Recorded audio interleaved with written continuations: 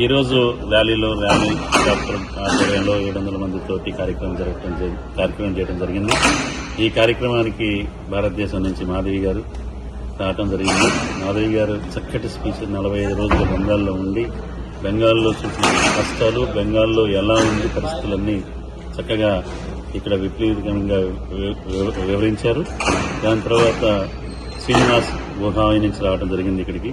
And also last minute Ramachandra గారు ఈ blessed us and he sent a video to us and he greeted us to get the success. Ramachandra గారికి కూడా నమస్కారం. Definite గా తెలంగాణలో ఈ ఎలక్షన్స్ లో నెక్స్ట్ ఎలక్షన్స్ లో మనం విజయం సాధిస్తాము.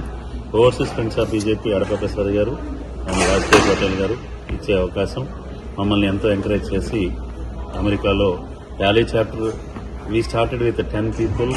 ఈ రోజు 700+ పీపుల్ రావడం జరిగింది. ఈ కార్యక్రమం ఈ విధంగానే అడప ప్రసాద్ గారు అమెరికాకి ఎవరు వచ్చినా సరే ర్యాలీ పంపిస్తున్నారు. సక్సెస్ బాగా జరుగుతుంది.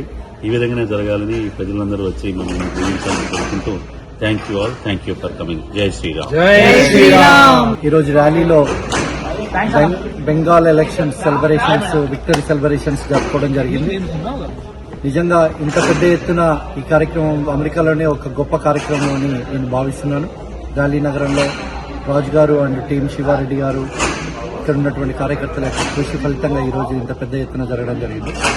రాబోయే రోజులలో గత 2 వారాల క్రితం నరేంద్ర మోడీ గారు హైదరాబాద్కు వచ్చినప్పుడు బెంగాల్ ఎలక్షన్ ఎలా అయితే గెలిచామో నెక్స్ట్ టార్గెట్ తెలంగాణలో కూడా ఎలక్షన్ లో గెలవబోతున్నాము. భారతీయ జనతా పార్టీ కమలం జెండా ఎగరబోతుంది. మళ్లీ ర్యాలీలో తెలంగాణ విక్టరీ సెలబ్రేషన్స్ కూడా 1000 మందితో జరుపుకోవాలని రాజుగారిని నేను కోరుకుంటున్నాను. జై హింద్.